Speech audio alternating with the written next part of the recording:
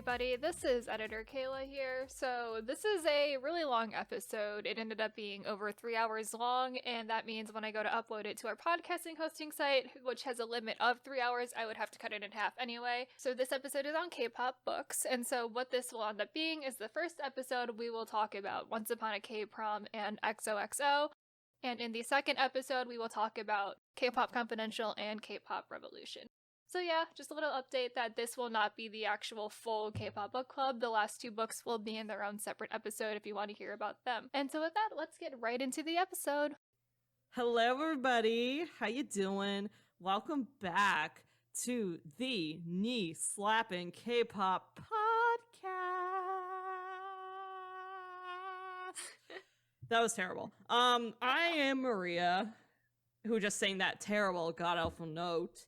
And with me today is Kayla. Hello. And Sammi. Hi. And today we are talking about books about It's K-pop, K-pop book but club. fictional For books. K-Pop Book Club. This is our book club. K-pop book club. We picked the K-pop worst book club. This is a terrible book club. It's not a This good is a club. bad book. This is It's a an book club. awful book club. Well, one, this isn't even a book club. We didn't tell anybody to read books. Because No. honestly, they shouldn't. Don't read these books. I don't Well, recommend. mine you could read. The one I'm going Do to talk not about you can recommend read. it. I'm the only one. Yeah. Everyone else apparently is terrible. But Yeah, Maria, so I think we're you gonna might say just be it. too We're nice gonna to say books. this right up top. This is gonna have heavy spoilers for the books. For every book. XOXO, Once Upon a K-Prom, K-Pop Confidential, and sequel to K-Pop Confidential, K-Pop Revolution. So you don't want spoilers for any of those books, do not listen to this episode, because there Nope. will be spoilers for the entire plots of all of those books here. So Yep. have fun.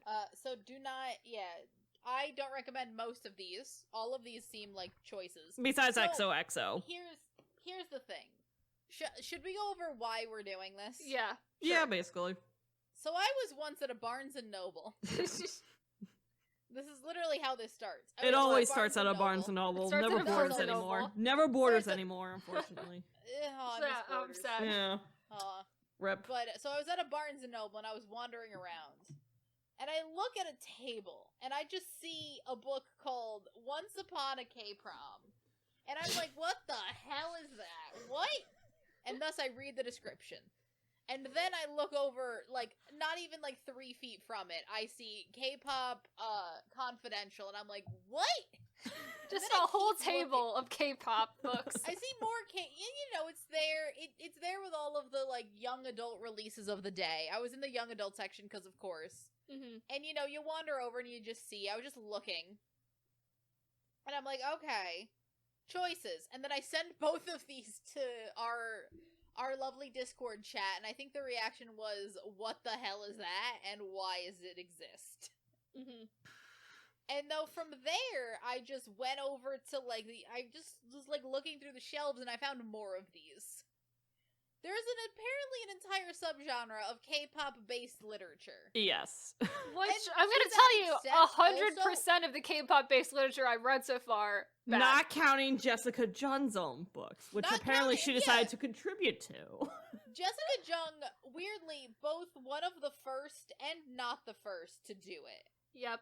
Somehow. We'll get to that. Oh, We'll get God. to the specifics Oh, of that. my In God. case you're wondering one my of these thoughts on it, books. because I never gave my thoughts, from what I heard, I never read them, but from what I heard, From they're both from terrible. You're listening to our episodes. Yeah. From listening to two the episodes that we did, terrible. So I can't wait to hear about the rest of these and how terrible I'll let they you are. say that the I'll book I tell you just read this. makes Jessica's book look really good. Honestly, I'll tell you this. I enjoyed Jessica's book more than I enjoyed the 2 books I read. It sounds like the book honestly. I read too sounds like it's much better than whatever y'all read. So I think Sammi and I really read truly the worst of the K-pop books right here. Because So also some of the K-pop books. So we looked up like a few other books. There's also now, I think, also because of like the explosion of Korean culture and just Asian culture in general, there have just been more books by Asian American authors. So there are many books that are written by Asian American authors about being a Korean American and those love stories. We didn't read those. Those are probably these fine. gotta be K-pop specific books. We read books specifically, essentially about K-pop idols falling in love.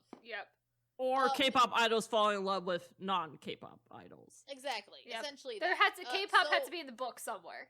To give you an idea, we read all 4 of these books. Books we did not read. We did not read I'll Be the One by Leah Lee. We did not read Comeback by Lynn Ashwood. We did not read Idol Gossip by Alexandria Lee Young. We did not read many. I'm literally going through a list of K-pop books, and there's a bunch of them. Too many. Far too many K-pop books. Did not. So I would just like to point out to you that, trust me, we didn't read all of them. We could have read more of them. And I also, at the top, want to make this disclaimer. I'm aware that as a almost 26-year-old, I am not the target demographic for young adult romance. Same. But I think the thing that I also took away for this is that I realized I'm not the target demographic, number one, because I am not the age range for these books, but I also listen to K-pop and know a lot about K-pop, and I also think that these books are written for people who have no knowledge or very little knowledge of K-pop. AKA, these books are written to be as broad as possible so that those who maybe are newer to K-pop or are looking back at it are like, oh, hey. K-pop literature is not for people. And then newer people kind of like, well, K-pop. what's this? You know? Absolutely this is like, not. It's written to be more broad. It's like specific, but also very broad in how they're written. Every single review I had read for K-Pop Confidential, which is the book that I read, are by people who do not know anything about K-pop. And I'm like, you know what? That is 100% the target demographic of this book, because if you know about K-pop, the entire story falls apart. But to be fair, they also know that book reviewers probably aren't going to most likely know about K-pop for the most part. Especially not to the extensively as we do, having a K-pop podcast that just does an entire series about a scandal iceberg. What I will say, at the very least with something like Once Upon a K-Prom, K-Pop Confidential is an entirely different thing. K-Pop Confidential is at least written by someone who I genuinely believes they know about K-pop, but is writing a book 100%. Yeah, this book is. He believes he knows about K-pop. He does not know about the K-pop. person I know who wrote my book definitely grew up with K-pop. She said so in her acknowledgments. She is Korean. Like she grew up with first and second gen K-pop. Yeah, the same with Once Upon a K-Prom, that they write in their acknowledgments and they do make enough references to like real K-pop. That I'm like, fair enough, I believe in you. Fair enough, you grew up with this shit. Like, you know this better than... When we get to K-Pop Confidential Revolution, I will give you the backstory on the author of this, because I found it in a Reddit AMA he did, and it's a lot. It's a lot about this man. We'll be talking about Stephen Lee. I mean, the author of mine, Axie Oh, she, literally says in her about the author thing, her passions include K-pop, anime, stationery supplies, and milk tea. You can't get any more Asian American. That's very super Asian. Yeah, no. She is Asian American to the T. Yeah. I'm reading the acknowledgments. Her puppy is named Toro. Oh, guys, that's cute. Her puppy's named Toro. No. You can't get any more Asian American than that. I'm sorry, just. Yeah, funny. No. In the acknowledgments of for Kat Cho's Once Upon a K-Prom, she writes she thanks her sister for introducing her to HOT, another cousin for GD, Finkel, Lee Hyori, B2B's Thriller is mentioned by name, which is not a deep cut, but it's also not the most superficial cut. The girl, I truly feel like she does know enough, but I do think that these books are just written so broadly, for such broad appeal, that but also, who would be interested in reading these books if you didn't already know about K-pop? For comparison, in Stephen Lee's acknowledgement, he has one broad line in his acknowledgments that is just thank you to K-pop artists generally. My person lists out specifically to my BFF. I'm sorry for dropping you off for classes while blasting Shiny's Ring Ding Dong. And and name drops an old cousin who basically is like, I will forever associate you with HOT. And also another person who always sends the best BTS themed gifts. And she mentioned cute. Spring Day. She mentions about going to Noribon and singing Spring Day. Kat Oh my Cho god. also mentioned Spring Day in her acknowledgments. She mentions even G-Dragon. A G-Dragon t-shirt. Yeah. I would like to mention that by the second book, Stephen Lee stops thanking the K-pop artists. Stephen Lee no longer thanks the K-pop artists in his acknowledgments. Yeah, I'm reading them now. I do not see them. Not a single mention to K-pop. he does list out like 18 bookstagrammers with their ats in his acknowledgments. Okay, buddy. Oh, she even mentions Finkill. She even mentions Finkill, my author. That's old school. Yeah, right I think mine mentions a bunch of the first gen groups too. So I think that like there is a difference between an author that knows and an author that like. Yeah, these are Korean. These are like first, second gen Koreans that know. I mean, K-pop. Stephen Lee is also a first gen Korean American. Okay, not all of them, but at least my author pretty much a very different relationship with his heritage. So we're gonna start. I think we're gonna go from. No, we're starting with Once Upon A. I was going to say we're gonna go from best to worst, but no, we're starting with because best would be mine. I think we're definitely ending with the worst, but we are ending with the worst one.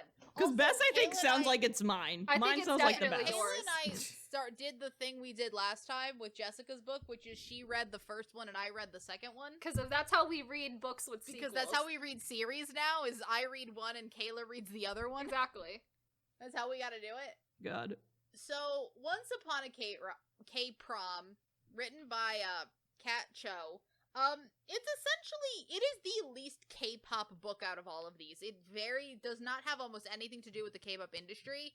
Takes place entirely in America, and it's about a girl named Elena So, and she has the biggest inferiority complex I've ever seen. She's one of those I'm not like other girls, but without, like, the backbone to be like other girls suck. That's the way I can describe it. I feel bad making fun of this book, because Kat Cho seems like a perfectly fine person, but I can't not. But dear God, this character sucks. I mean, if a book is bad, a book is bad, even if the person's nice. So, weirdly, this girl has this inferiority complex. She is okay, so I was talking about this with Kayla. Maria, you have siblings, right? I have, yes. Does your parent ever call you by the wrong name? Like a sibling. In case my mom hears this, I don't want to ever out her, but like just generally, like, it is. I've been called by different. I don't have siblings, and I've been called accidentally by different family members. Totally, but if it usually though, it's not like it's not on purpose. It's usually it's not on purpose. But hey, so and so. I'm like, it's you know who I am. She's like, whatever, just come help me. You know? That's what I'm saying. But it's not nothing is. It's not malicious. It's not malicious. It's very much like I need to get something done. Whoever you are, get over here. She's one of 5 children.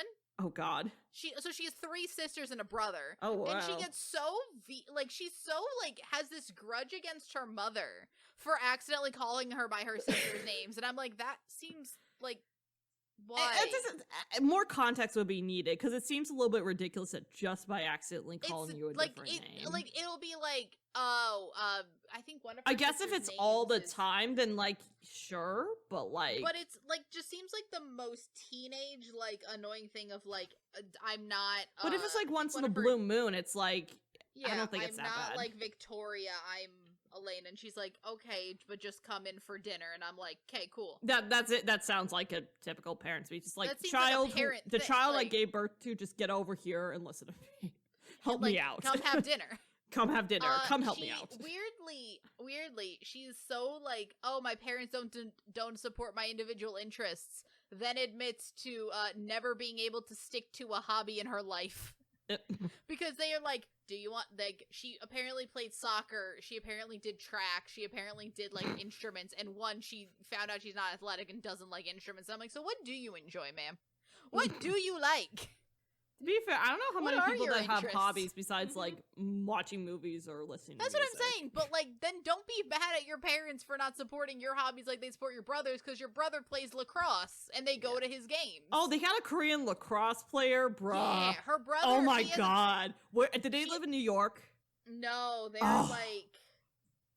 I think they're LA people. Oh, or California. They play LA in California. I mean, they play lacrosse in California, I guess. I don't know. I actually have usually lacrosse though is heavily associated with New York and New Jersey, so that kind of surprises me. I think it is I think they're an East Coast family. Do not mention New York, but they might be New York's. They're not this is suburbs.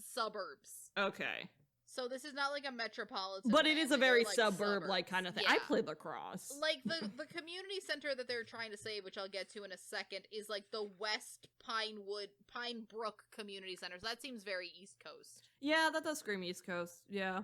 Okay. Wait, let's see if in the... Because funnily enough, what this book does, which I actually kind of liked, is that they essentially made like a mini K-profiles for each of the boy band members in the book. So like each of the boys will just randomly on like a chapter break, one of the pages is just their K-profiles. Oh, okay, that's cool. And that's actually where they mention a bunch of the, like, actual idols. Like, they'll mention, like, they're friends with, like, this member of ITZY or this member of NCT or something like that in that, like, K-profiles, which I found actually quite enjoyable. Mm-hmm. So the main plot of this book is that, one, there is this community center, the West Pine Brook Community Center, and she volunteers there a lot, and she is, like, for some reason... the West Pine Brook Community Center has no more money, and thus they're about to close. So her and her friend are part of an activism club, which she admits from the beginning she is, like, not that into. It's mainly her friend's club, and she's there for support. So I'm like, so you don't care. Cool. But they're not an I mean, yay for trying to support your friend? Yay for trying to support your friend, but also you're really not into it, are you? Yeah. Oh, She's just, so like, they're in a seems so suburb of obnoxious. Chicago. They're in a Oh, suburb of okay. Chicago. Lacrosse in Chicago? Really? Yes. He's a That is lacrosse weird. player. Okay. All right, Good I'll for- go with it. We'll go with it. I mean, it's very much like a college type sport, and like I grew up with Yeah, it. My but, mom like, knew about it as a kid. Here's and, the thing. you know. College lacrosse players have to start somewhere. Mm-hmm. So, also the twins' names are, it's Elena and Ethan, which do not He's seem a like... twin. They're twins, yes. Oh, he's a twin. So, it's not so much an anti-prom, it is that they are trying to get students to donate their prom money, instead of, like, going all out for prom, to donate prom money to the community center, instead of, they make the note of, instead of going with a limo to prom, just go in your car and also give that money to the community center. Instead of buying a dress, rent a dress, etc. My thing with that is that half of these kids are not spending their own money, and thus they can't give it. yeah. I was Is gonna that say, not- aren't the parents footing for- the bill? That's for what all I'm of saying, It this? absolutely should not be the responsibility of children to do that. Like, To fund this community center. absolutely not. Mm-mm. It's like, I know you have good intentions, kid, but that's not how it's gonna Because play the other out. thing is that they're upset that people... So, what was hilarious to me is that at the beginning, they're, like, in the lunchroom, and people are standing in line to get prom tickets. Now, mind you, they also make a note to mention that this is the first week that prom tickets are out. No one's donating. But also that prom tickets are, I think, 50% off if you buy them in the first week. Well, I'm duh, like, why the people are fuck gonna would buy I it. give the money to you if the prom ticket will be double the price next week? Right? Exactly. Screw Even that. if Get your I'm- tickets early. Oh, man. Exactly. They're, like, upset that people aren't donating the money. I'm like, one, half of these kids probably, it's not their money. If I went home and my mom was like, hey, I gave you money for prom, where's the ticket? And be like, yeah, I donated it to the community center. Like, what? I feel like my parent would be upset that they were not informed of this. Honestly. No? It seems absolutely insane.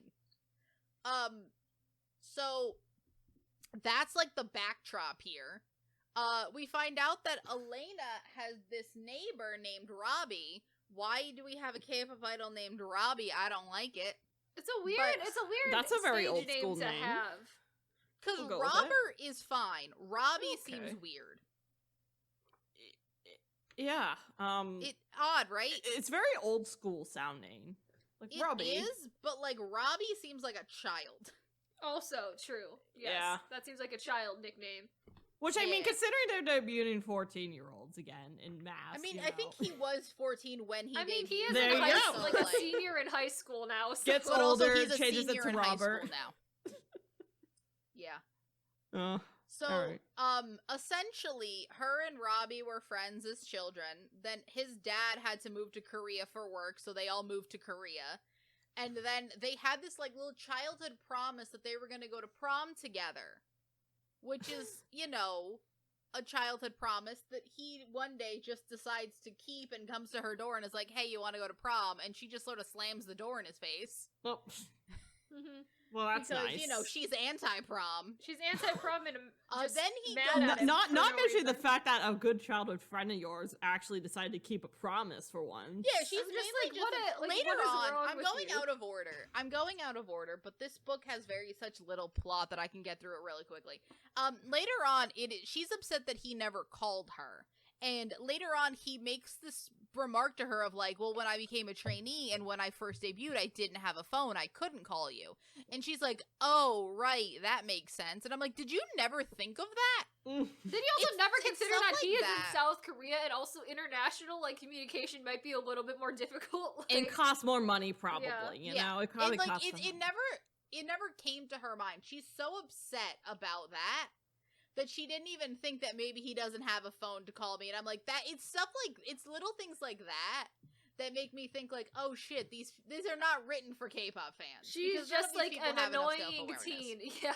But also, teenagers would think like that, realistically, honestly. They are. And this is also why I'm very harsh on this book because, you know, we're not teens and I'm like 26. Like this book is not for me. No, clearly not. We're adults now. I also finished this book maybe like an hour ago, so that's also the other thing. So then he goes and does a full she's also like one of those like I'd rather not have any attention on me girls. So Robbie does a full fucking like promposal at her school surrounded by people. To be fair, I relate to that a little bit. She is not pleased. She runs away, which is fair. I can relate. I can relate. Like, for me, anything, I just get easily embarrassed in public. So if anything, I'd be like, just do it in private, okay? Yeah. So that's that. The other thing with this is that you get random chapters that are most of this book is from Elena's point of view. You get one random chapter every 4 or 5 that is Robbie, with his group mate, completely separate. And they're the ones that encourage him to do the promposal because they're like, girls like that kind of stuff. And I'm like, fair enough. You can just get bullied into doing things. And also the fact of throughout this entire time, he's trying to get back to know her. He's trying to be nice to her again. And she's pushing him away. Everyone around her is including her friend in that activism club is like, we never wanted to do an anti-prom. You can go if you want to. Literally nothing except for you is impeding you from going with this boy to prom. So they're basically just like, girl, just go? It doesn't matter? Just, if you want to go, you could, there's nothing that's, impeding you except for you. Only you are stopping yourself from doing this. You are preventing your own happiness, damn it. That's basically what it is. Yeah. The other interesting thing was that the promposal goes viral. Though you don't really see her, it's mainly on Robbie, so you don't see her. But at one point, she knocks one of the mean girls over in the video, and that also goes viral. And then this girl starts to weirdly, it's almost like Regina George style, just she didn't get hit by a bus, but yeah, she gets knocked over. No. Okay, maybe not the bus, but where everyone just goes feral and mean girls because she released the Barn book. When she's running away, she knocks into her and she falls and away, and that got caught in the viral video. So she's also getting made fun of online. Oh god. And my thing with that is that the way this book paints that is that it's almost like it's just desserts and not that I kind of feel bad for this girl for literally getting knocked over and then being ridiculed. Because what the fuck? That seems cruel. That'll live forever. So really this book then just devolves into her and Robbie having random conversations, her being upset that Robbie has changed as a person, which happens when you go from being, 10 to 18. It's been 8 years. It's you changed. That happens. To be expected, hopefully for the good. Yeah. But, that's what happens. Yeah. It's normal. Also, apparently, in one of these, this never comes up again, but apparently Robbie didn't even really want to be an idol. He wants to write songs, but also he's a rapper in WDB, which is the name of the K-pop group, so that's just a choice. Yep. Oh boy. So then, fun thing turnaround. So the community center gets saved entirely through no faults of our main character, because both, she asked, hey Robbie, will you and your band do a random show at this community center? Sure. They do that. And also, the hotel they were gonna have prom at gets flooded, so prom has to be at the community center because it's the only spot they can get in such short notice. Oh, that's convenient. And I'm like, Oh, wonderful. So both of the money's all gonna go. Convenient plot thread is convenient. Mm-hmm. Exactly. Convenient plot threads Of are course. convenient.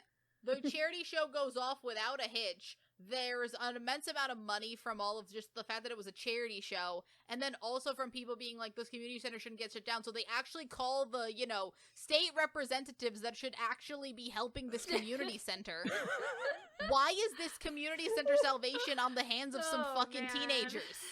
Why is it not our elected officials to keep the community, maybe it's just the fact that I'm 26 and know how the world works. I'm like, why? Like, no, it should not be on. The Gen Z is very into activism, so there is, but also I feel like the Gen Z is also into activism that will work, which is your elected official kind of activism, as opposed to, hey, let's do the 80s movie thing of get somebody else. Let's go to this contest and get money to save the to save the orphanage or whatever. Pull a Footloose. That seems like it's the plot of an 80s movie, not the plot of Cut loose, Footloose. Exactly. Off the Sunday shoes. I'm just saying, it gives off very much Footloose. It is vibes. giving off it I think the Gen Z would actually understand that you need long-term government support, or at least no one's gonna delve into that in a book about K-pop. I'm just saying the fact that I think it's good that they at least mention that they're getting this support, because that was my first thought when they're like, instead of going to prom, give them money to the community center. I'm like, the community center is gonna run out of that money in 3 weeks. Yeah. What's the point of the inevitable being? I think this main character is just highly disillusioned with reality. Yeah, possibly. Probably. So that made me kind of angry. So that happens a good 150 pages before the end. Oh, of course. So then it's still just her being it's her getting to know Robbie, then they get together. At no point does she go to prom in this. Wait, so they start dating? They start dating in the end, that they are dating. But at no point does she go to prom. Okay. What was the point? All right, then. So the whole, main plot of the book, it just does not exist. Cool. Mm-hmm. Because it doesn't matter if she went to prom or not, don't you know? Apparently. Don't you know? I want to mention two things. Jesus. One, there's a very random subplot of this one random idol girl who she kind of gets jealous of because she thinks she's dating Robbie. She's not. She's actually dating a different member of the group. Oh, but God. she's just so shocked by the dating ban, and I'm like, why are you This girl can't Google. This girl doesn't know how to Google, apparently. No, you're Gen Z and you say that you don't know how to look up stuff? Really? I know, she's wild. Really? Oh, man. I mean, she's definitely one of those girls that was like, I should have been born at a different time, and that time is 2002. I mean, you're still Gen Z, bro. Yeah, but You're still, Gen it's Z. Lord. she should have been a teen in 2002 is what I mean. Oh, I see. The other thing I want to talk about is that she's weirdly passive-aggressive to her brother. So her brother is the only male and, he's the only son that this family has, Ethan. And, her mom is, obviously, very into his stuff, and she, cares about him. And there is, maybe slight favoritism for the mother. Filial piety. Not even that. It's just son. the fact that she's just very...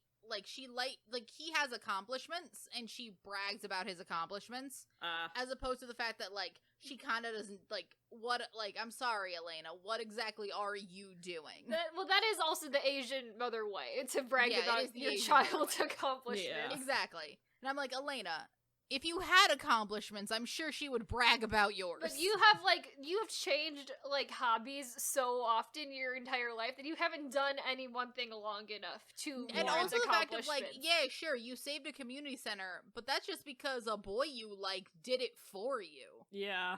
She didn't really do anything. A childhood friend who turned into a childhood friend, yes. Boyfriend, you like. A boyfriend, yes. So that's that. Plus the fact that she's always sort of, weirdly aggressive toward him. Because, her mom will be like, do you want to go to his games? And she'll be like, no, I never go to his games. And, he doesn't tell her anything, but she weirdly has this resentment toward him. He's, he wants to go to Maybe prom, it's one of those situations where it's Ethan, you're why just, are you she's going mad to that he's prom? getting And so I'm much attention. And that, that's what I'm saying, she but takes at out no his point in anger this on him. At one point in this book, he's like, I understand you don't care about me, but, you don't, you're the one that doesn't want this relationship to work. because he's nothing but, like, if not nice, just, like, pleasant to her, and she never, like, gives it, like, it's always such a odd relationship between her and her brother that does not get resolved at all. Because he finds out that she's going with the girl that she knocked over, and that was kind of the mean girl at prom, and he's like, why are you going to this girl that was teasing me? And I'm like, well, you also don't, like, we don't know anything about each other's lives. She's like it's such an odd relationship that was just so weird to see, because he's trying. I feel like he's somewhat trying, but she is not. Yeah. She does not want to try with her brother at all, and that just feels odd to me. Because at no point in this book have they made him do something, like, unforgivable to her. And yet she acts as if he has. She just has a lot of, like, teenage angst. I think it's, like, teenage does. resentment because the mom favors her. So I think it's, like, she hates him because he's what she's but, not. Like, at I no think point that's in why. This feels like the kind of book where that leads to a revelation about herself. And it doesn't. Yeah, that's it just stays disappointing. The same. It just seems really odd to me that they would not take this in a, because I was at first thinking, since it didn't go anywhere, maybe I read the relationship incorrectly. But no, that is sort of how it is written, which is weird. I don't know. It just seemed like a very odd relationship to have in this book and then do nothing with. Yeah. You know what I mean? Yeah. That is peculiar. It is peculiar, but yeah, they do mention a bunch of people. A bunch of these kids are, like, friends with members of Treasure, friends with members of ITZY. I find that very bizarre, to be honest. That it's like, because K-Pop Confidential and K-Pop Revolution also do this weird half and half of fake groups with real groups. There's only one fake group in this. It is there's WBD is the only fake group in a landscape of real group. Like, for example, I opened to one of the member profiles. Apparently, Jaehyun, because of course there's Jaehyun in this. He's friends with Treasure's, Do-young and ITZY's Yuna. Oh, okay. Like, that's weird to me. Like, That- you're making that- a fictional that's character very friends with a recent. real person. Like, that's That's kind of very weird to recent. me. Real people. Yeah. Alright. I wish there was, like, a way to flag where these are, because I'm just trying to skip around in this book till I find one. They're just covered in stars. So that's fun. Yeah, my book definitely mentions BTS and I think another girl group. I'm trying to remember who, but I know I wrote it down somewhere. Yeah, but So, apparently, Minsuk is friends with, SF9's Channy, Stray Kids Han, Stray Kids Felix, The Boys' Sunwoo, ITZY's Yeji, and G-Idol's, Shua. Which is a weird group of people. This seems like a weird group. Also, the author just, like, literally throw these names to a hat and just pulled out which ones for which person. Because, like, that's so random. Or she's like, they're all the same age, let's go. Or, are like, they all the same age? no, probably not, but, like, something Channy like seems that. too old, but also I know Channy is suspiciously young for how old SF9 is. Yes. Because, He like, is. I'm like, He is young. he's surprised. Like, Channy seems wrong in this. Well, how old are the members of this band, really? Do we have any idea? It is unclear, because I have their birthday, but the birthday just says February 18th. Cool. There's no year attached. Cool. Yeah. Because let's just say this book came out this year or whatever. This book did come out this year. I did randomly was able to buy this book like a week before it came That out. is, yes. It was just That's out on a interesting. shelf. I did just this, because that day that I found all these books at this Barnes & Noble, I was like, okay, I'll buy one. We can maybe do a fun episode on it. And then it ballooned into us reading 4 of them. And I just was looking at it. I looked it up on online, and it said it wouldn't come out till I think like 2 months to like a week later. And I'm like, Huh. I was just able to buy this. Alright, that then. It was Barnes & at Noble a just put it Barnes out and Noble, and you were Barnes able and to Noble didn't purchase give a it. shit there. They're just like, alright. Yep. Just chuck it out there. A different member, JD, is friends with ATEEZ's Woo Young and Changbin of Stray Kids. Cool. Cool. Interesting. Anybody else? Do I have another member on here? Who else is this? Do you? What? Oh, here's the weirder one. Oh. June, who is Chinese, is friends with Sung Chan of NCT, Chunla of NCT, and Wanawang's Guanglin. How did he meet Guanglin? Guanglin's been in China not for years. in Korea anymore. Well, maybe when they were here, but like my question is, Guanglин's been in China for years. Did they Guanglin train has been together? in China since 101 disbanded, essentially. Yeah, that's funny. And also, Sung Chan is so new. Mm-hmm. Sung Chan is like recent and also Japanese. No, that's Shotaro. Oh Sung no, Chan that's is Korean. Shotaro. Sorry, but also Sung Chan is so new at the same time as Shotaro. I misread that as Shotaro. Interesting. That's so odd. I don't know. This feels like it was just randomly placed in a hat. Mm-hmm. Yeah. My favorite thing is that Robbie apparently has no friends. Everyone else in this gets like friends listed on their like essential K-pop profiles. Look, he can't Robbie have female does not. friends because that would be a conflict of interest for the entire romance. Robbie of the can't have story. friends, period, apparently. Jeez. Yeah, Robbie debuted at 15 Korean age. Oh, wait a minute. I also like the idea that apparently I've learned something about this now. Him and our main girl were only friends for 4 years. Because he was born in Incheon, moved to the suburbs of Chicago at 6, and then moved back to Korea at 10. Oh, yeah. They're not even like they're friends They're from not as even long really childhood friends then. they're like 4 year. It's 4 I mean, years. it still kind of counts. It does count as I think it still counts as childhood friends. I just think it's very funny that it's not even like that it was a that long. I guess when you're a kid that like matters more. It feels but still. longer as a kid. But still. So that was Once Upon a K-Prom. I was thoroughly bored, especially in the last like 40 pages. Just where nothing generally a happened. boring book. It's very by the numbers, but you know. It's a boring out of 10. It's a boring, A out of boring 10. out of That's 10. what I'll give it.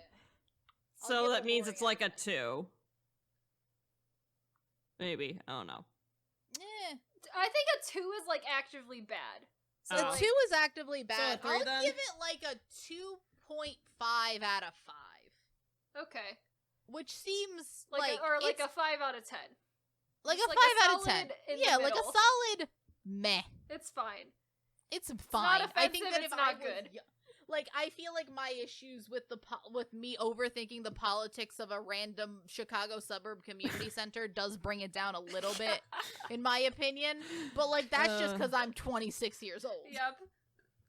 I feel like there isn't usually too much logic in that sort of subplot. I'm putting too much logic in it. I am aware, but you know, sometimes things just come up. That's probably the book we have the least to say about. Yep. All right, Maria, would you Maria. like to go to XOXO? All right, let's have some Is there fun. is there a reference to Gossip Girl with a title like XOXO? Unfortunately not, Damn which it! is depressing. I There is a wanted reference, there to be but one. there is Is a there reference to any Dispatch. reference to There the is a reference to K-pop group Dispatch. EXO? So Is there a reference to K-pop group XO? I wish. No. No? No.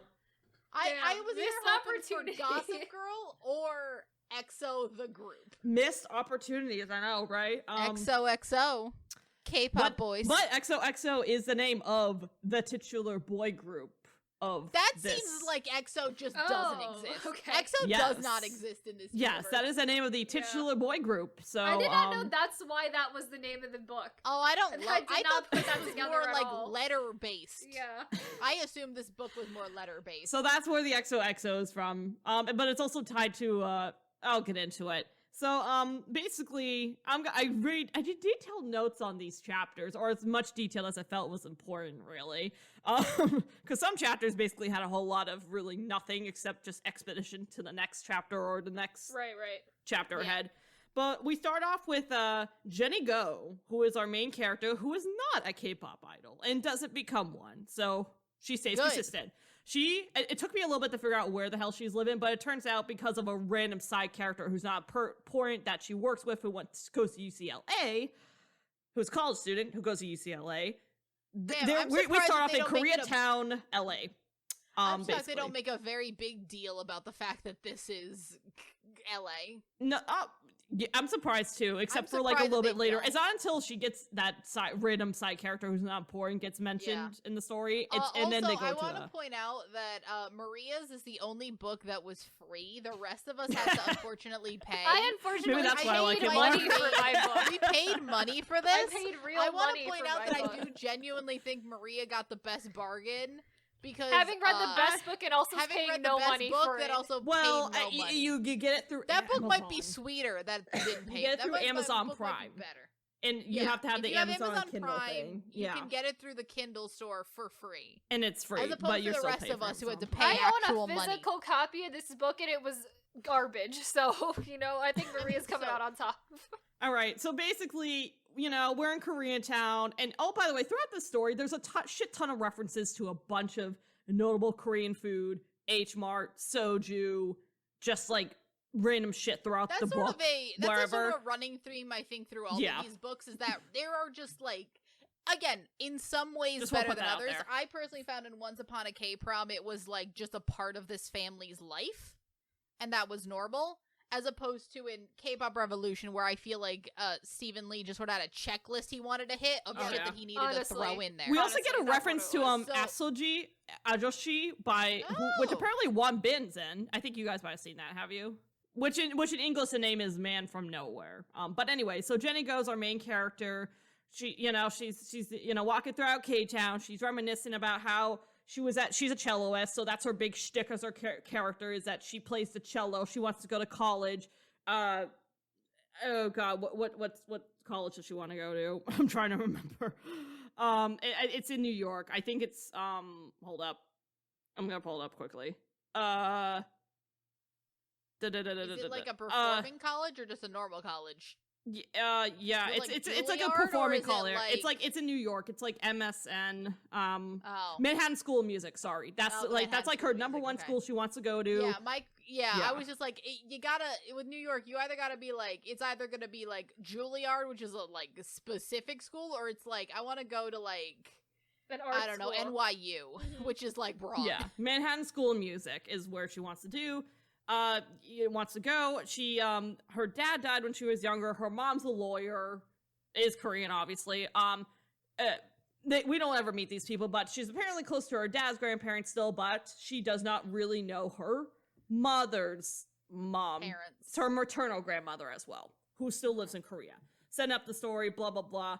Mom works very hard because her dad died like 5 years ago when she was like 12 or 11 or whatever, and she's like 17 now. Basically, so she also has a Uncle Jay, quote unquote Uncle Jay, because really it's her dad's BFF from a long time ago. Because her and her dad used to work together, have a karaoke bar, but then obviously the dad died, so now it's only Uncle Jay's bar. She works for him, basically. Has a good relationship with him. He's basically like the male figure in her life. Basically, the story sprinkles in thing about how does Noribon work, blah, blah, blah. She doesn't really listen to K-pop music, just pretty much only classical. So she's not like the other Korean Americans who listens to K-pop music. She doesn't talk I feel like that makes sense. That makes sense for her though, because she's a celloist and she's career driven, as opposed to like the other girls. Yeah, she doesn't think that way though in a bad way, but she's basically she's the classical music person. Yeah, like she's very like career driven. It makes sense, honestly. For her. She wouldn't be listening to normal pop music either if she was like not Korean. Yeah, the whole big shtick of like her being sad about her latest cello performance was because like, hey girl, you're great, you passed the assignment, but you're missing that spark, that creativity, blah blah blah. So Uncle Jay is all like, listen girl, you just haven't found it yet, and then decides to quote a line from Ajoshi, which, basically sums up to being like, hey girl, don't worry about the future as much, enjoy life more, live in the present, make friends, actually, have fun, enjoy your life more, savor it up more. And Jenny's, almost done for shift when she checks into the VIP room, to see who needs to, pay up and take their, do the karaoke thing. Elsewhere. And she sees a teenager with a tattoo in her arm, a Korean teenager with a tattoo on her arm, a Rolex watch, and has an arm in a cast, left arms in a cast. And I make a note about the Korean being Romanized, and I hate it, but it's whatever. And she apparently jokes. Gotta read. Yeah. turns out she decides to add 20 minutes to his time and challenge this dude who, quote unquote, she jokes that looks like a gay member. He conveniently also knows English too, so Korean and English, fantastic. To a karaoke battle. She wins ultimately, but he ends up also playing a song that she recognizes that her dad likes, and apparently his dad likes. Basically, yeah, and then she scrolls. It's funny because in this thing, she scrolls. She's like, "What's an XOXO?" Little does she know. Because that boy becomes important. He sings it, and she's all like, "Oh my god, his voice is beautiful," and I'm sad. And then the whole thing about this is where chapter 3 happens. Random Korean employee comes in from UCLA, blah blah blah, talks about cooking noodles in a rice cooker, blah blah blah, corny shit like that. Anyways, so like she takes this banchan that she had from another lady earlier who's not relevant, gets on the bus, and turns out boy from karaoke's on the bus now. And mystery boy's all like, "I'm running away from responsibility," and basically says something similar to what Uncle Jay just told her. College student, probably a white frat boy college student, bumps into them, and Jenny's all like, bitches off on him, being 17 and all that. And then they just get nervous because he looks like he's mad, and they get off the bus, and conveniently, they're at the Korean Street Festival in LA. Fantastic. They have fun to eat all the street food classics from Korea, the tteokbokki and all that shit. We find out more about her, family situation, blah, blah, blah. She learns that the guy's name is Jaewoo. He's from Busan, but goes to allegedly a performing arts school in Seoul. They get more food. At the festival, he's like totally flirting with her. He's clearly into the girl, because I guess she's putting up with him this long at this time of night, I guess. They leave once they see the asshole college kid again. They're just like, fuck, we're getting out of here. This is another important part. Next chapter, they decide to hide in a photo booth for whatever reason. Course. In Koreatown. Of course. And apparently he's all like, "I'm 128 centimeters. And she's like, "I'm 5'6". Because height measurements. Like, I don't know what that math is. They almost kiss. But some other children want to use the photo booth, so they take a photo. He takes a pic of the photos, but then realizes that his phone is on and that they can track him, whoever they is. But basically, he sees a van that looks like he's following him. He helps hide Jenny, and he goes into the black van and disappears into the night. Before he gets a phone number, though. That's so she's basically suspicious if you don't have the background that he's probably a K-pop idol. Gee, I wonder if he's someone famous. I have no idea. But that's like hella suspicious otherwise. It is. It's stupidly suspicious. Basically, she gets his number, sends a photo. She comes home at night, and her mom's comes back home earlier than expected even though it's midnight. Her mom, I guess, works super late for being a lawyer and shit. Basically, hey, we got the food from the random Korean hairdresser, and the mom's like, "Oh my god, why is she getting nosy? I can take care of you. I'm a single parent, blah, blah, blah." She specifically Jenny mentions about eating a melon bar, which I totally relate because I love melon ice cream bars so much. So that was like a spiritual connection right there. But anyways, so basically the big shtick that her mom's like, "I need to talk to you because guess what? Your maternal grandmother, aka my mother, apparently has colon cancer in Korea. Oh no! And I'm going to plan on spending a good chunk of time there for, a few months to try to convince her to get some treatment and get her better, hopefully." And the mom's all like, "I'm going to plan on going from February to July this year," which would be missing Jenny's recital in May, I guess, at her current school. And she's all like, "Listen, I've already talked to Uncle Jay. You're going to stick around here, blah, blah, blah." And of course, Jenny's all like, "You're just leaving me, blah, blah, blah." Emotional teenager. Yeah, and then I guess... I get it. Yeah. But also, But how this is going to go, right? Because we want to have a plot. Yeah, so basically, 9 a.m. cello lesson, her teacher, who conveniently is Korean as well, named Eunbi, is all like, "Jenny, why are you so sad?" Jenny tells her everything, of course. And Jenny is like, "Oh my god, mommy's abandoning me to take care of this grandmother I never knew," but in a nicer way, obviously, and being reasonably upset.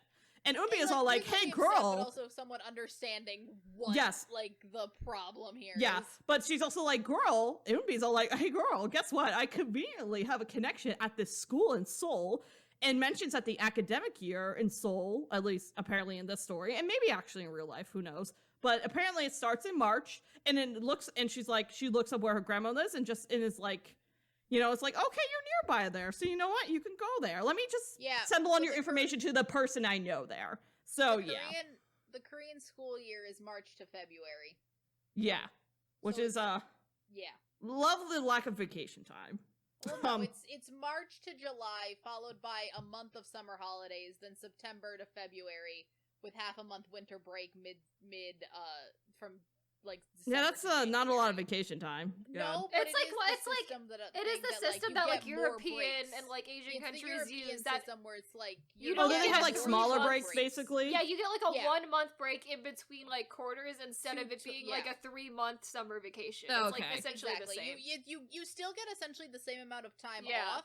It's just more throughout the year rather than one giant chunk. Yeah, that makes sense. Of like federal and like vacation, like you have like things like Chuseok and Lunar New Year and all of that kind of stuff, which give you a large amount of vacation time, as opposed to like you get no vacation time throughout the year, and here's 3 months. 3 months all at once. 3 months all at once. So I mean, it's not even 3 months anymore. It feels more like 2 months based on what I see. But yeah.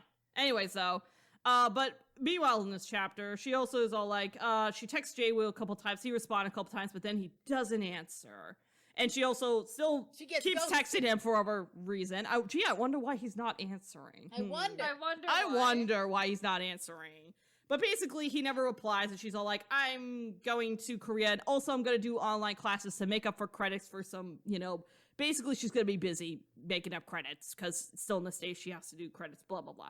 Anyways, her mom gets to Incheon. Apparently they have Dunkin' Donuts there in Korea. Fantastic. So there we go. And I'm like, what? Just thinking, like, honestly, it'd be great to play RM's Soul off of his mono EP. Honestly, this would be perfect, probably.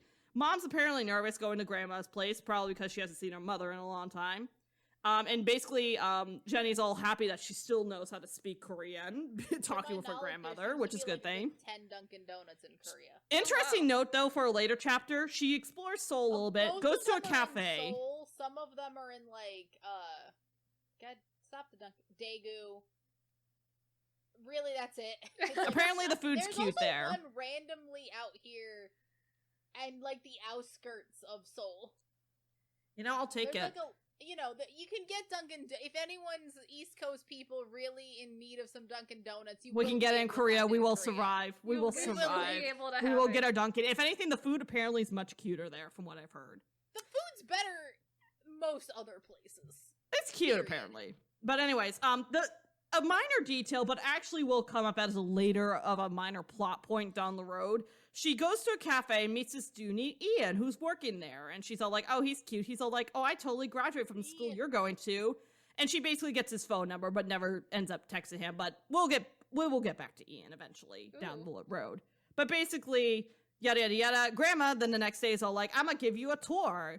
And then apparently Jenny, at some point, they have the tour, and then Jenny's like, oh my god, I need to get my uniform. So she's running to go get her uniform. And as she almost misses her train. And as she enters, a music video called Don't Look Back is ending with 4 boys walking away that are called XOXO. And it says they're from Joa Entertainment. What K-pop group is 4 members? A male group, too. What male K-pop group is 4 people, not through, like, 18 other people leaving? Like, what group starts with 4 people? Apparently, we're a very nitpicky thing for me to focus on here, but, like, that just seems like not enough They boys. just, like, don't exist, really. That's not a thing. A 4-member group? Yes, it's a 4-member group. 5 or more. Yes. American boy bands aren't even that small. Yes. And then apparently she gets to her clothing place where she's supposed to pick up her clothes, right? She sees a black van outside of the clothing store. A lot of girls are like screaming, going, oh my god. A person's like at the bodyguard's at the door. She's like, bruh, I need to get my clothes because I got school tomorrow. And he's all like, okay, just don't take pictures inside. She's like, okay, that's weird. And then she's like, she's trying on her clothes. Her mom calls her in English. She decides to speak in English, blah, blah, blah. But the reason I say that is because another guy in the dressing room, another handsome man. This girl's collecting boys. Another handsome man hears her speaking English, and he speaks in English to her. Turns out this boy happens to be from Flushing, Queens. Flushing, Queens. Where I was Flushing, Queens, New York City. In case people are wondering, I love that as because that is not. because that has a massive Asian population. It does. Flushing, Queens. But, like, it's not a city you normally... It's always LA for K-pop. Like, it's always LA in these stories. It's always LA and New York for most of these stories. It's always LA and New York City. Never, like, specifically they're from Flushing. But, like, that... Queens is also New York City, too, though. But, like, it's not Manhattan. But, like, blah, blah, blah. It always feels like they say New York City rather than, like, the specific kind of, like, they're from, like, one of the biggest Asian That's how you know the author's from the States. She's pointing out Flushing, Queens. She knows. Anyways, so this nice boy, turns out his name's Nathaniel, and then there's another boy that's there, too, as well. A younger one than her, who has blue hair. And he's all like, hey, Nathaniel, why the hell are you speaking in English? And he's like, don't worry, it's nothing inappropriate. We'll talk in Korean. Question. At any point, do they call him Nate? No, it's always Nathaniel. Always Nathaniel. Oh, no, Full that's name worse. Nathaniel. That's worse. I am not her Please Nate. tell me they call him Nate. Yes, but the other boy is called Yeonmin. He's like, and they're like, hey, we're part of this group called XOXO. Oh my god, it's like you just saw their music video on the subway. Fantastic. And then they were all like, yeah, we filmed our music video, Don't Look Back, in LA last year. And it was fun until the last day. And Yeonmin was all like, oh, it was so much fun till the last day because there was an accident. That's kind of mysterious. And then Jenny, of course, gets her clothes, rushes home, and is all like, I gotta look this shit up. And she looks it up. She sees Yeonmin. She sees Nathaniel. And guess who the fuck else is there besides one other dude? We'll get to Sun later, but... She finds out about him later, too. And then lo and behold, guess who's there? Jae-woo. He is a member of this group. Who predicted that from happening? Shocking. Truly shocking. Oh, it's truly incredible. And basically, she first on looks up more about XOXO in the next chapter. You know, oh, they're so popular, they're famous. Their song, Don't Look Back, is breaking records. They're going on the world tour with a stop at NYC. And also, the juiciest thing about this, though, is Nathaniel... She looked up in the information was that it turns out by researching, Nathaniel was dating a girl for months in secret. And then Bulletin, aka Dispatch, it's basically the story's version of Dispatch, which is a magazine tabloid thing. Bulletin as a code name. It's Bulletin. Released photos of them together, Nathaniel and this girl who is a trainee, but the trainee is blurred online. And then, of course, that's when she finds out the last member is Sun. He has more of a cold reputation, but he already graduated. He's an adult. But anyways, so Jenny, she goes to the school. Group or graduated from school? Graduated from school, so he's an adult. The rest of them are children, technically. We have a 4-member graduation concept. Okay, it's gonna get more interesting, so bear with me. So, I was just concerned with, I'm like, there's also a graduation system? Is that why? I'm going through this pretty quickly as possible. Go ahead, I'm trying to. Go. But, so I don't hold you guys for too long. But anyway, so Jenny moves in with her roommate. Ha ha ha. Oh, this roommate has shoegain. Oh, and then the interesting part is this, which ties it all together at the end. She sees a postcard that she accidentally knocks from this girl's desk. She doesn't see the girl yet. This is before the girl comes in. And it's from LA and has a long note in Korean that she doesn't fully read. But in English on the bottom it says, chin up, songbird. You'll always have my heart. XOXO. Dun dun dun. And then the roommate, Min Sori, or just Sori, in this case, I'll just refer to her by Sori, enters and is annoyed at Jenny, being like, oh my god, why are you holding on to my postcard? But she doesn't say it. And then Jenny's just like, oh my god, I'm sorry. And of course, Sori just quickly shoves it underneath the desk, which is, oh, why are you hiding this now, girl? Mm-hmm. And Jenny, the way Sori's talking to her in Korean, Jenny's all like in her head monologuing this, being like, oh, she's not saying honorifics. Oh, she's coming off as rude. This is like banmal. Oh boy. Then of course she eventually leaves her dorm room because her roommate, I guess, now hates her apparently from holding on to a postcard. I mean, and goes and gets food. If it's like minute 1 and you've gone through her mail stuff. Like, that's immediately, like, oh. But she didn't knock it from her desk, but, like, yeah, it's a little bit weird. That's what I'm saying. Yeah. It's like, if minute 1 you find somebody who didn't explain the situation and just has your mail in their hand, I'm just like, maybe I can understand if that's, like, interaction 1 with somebody is it's bad. Going through my So, mail. yeah, Jenny decides is all hungry. She's like, I'm gonna get some food. They go to the, cafeteria, I guess, and then apparently... She sees all the students watching MusicNet Live, which is basically, your atypical music show, your NBC, your SBS, your whatever. XOXO's performing. Oh my god, a random student's all like, oh my god, the show happens every Sunday on EBC. Oh, I love ABC, which is clearly code word for NBC, but and then the student mentions that all but Sun graduated from their school and all the other 3 attend their school. So she's like, oh my god, I'm going to totally run into all these people again. And then Jenny, of course, meets 2 other random people named Angela Kwan and Han Gi-taek, which basically are like the side characters. They're just there to be there. They're not really super plot. Sometimes they might mention something that leads to a discussion in the story, but they're just there to be the friends. And also to be like, oh, hey, it's mentioned that Angela Kwan's a trainee at Neptune Entertainment. I don't know. It doesn't really go into it. And then Gi-taek is trying to become a trainee at JOA, which is where XOXO is from. That's really the only major information from them, besides them trying to be the comic release / lead on to the next plot point kind of group. But they're fine. I don't find them as annoying, but they're just kind of their characters. But anyways, apparently they explain more about the school. They're like, oh yeah, a lot of the school's filled with trainees or people trying to become trainees, and XOXO is there more frequently. They try to be there more frequently because the CEO of their company is on the school board. Ooh. So there's that plot twist, I guess. And Jenny therefore assumes correctly in her head, I guess, that the school must be more flexible for students for that reason with their schedules and blah, blah, blah, which is very similar from what we've heard with other performing arts schools for idols who are, Anyways, apparently Jenny is very clueless about everything in K-pop, and Gi-taek kind of basically judges her. They both basically explain, oh, this is what K-pop is, debuting, this, that, blah, blah, blah. You get the whole shtick, yeah. And she's all like, and like basically they explain the process of debuting, and Jenny's just basically very shook about this. She's all like, this basically sounds like what I do with cello. And I'm like, I guess, but sure. And basically Jenny's all like, I gotta go get my laundry, I guess. And then it goes into her schedule, blah, blah, blah, school, blah, blah, blah. Oh, we gotta wear uniforms and makeup, blah, blah, blah. She finds Angela and Gi-taek and then sees Yeonmin and Nathaniel coming up in the school assembly, because they gotta go to a school assembly. She also sees Sori sitting around alone, kind of isolated, so I guess someone's being a lone wolf, but also notes that her attention was noticeably quiet at the door before looking away, conveniently where Yeonmin and Nathaniel were standing. Interesting. The principal gives an address. She, storing out all the names of all the famous music schools like Berkeley, Manhattan School of Music, Tokyo University, blah, blah, blah.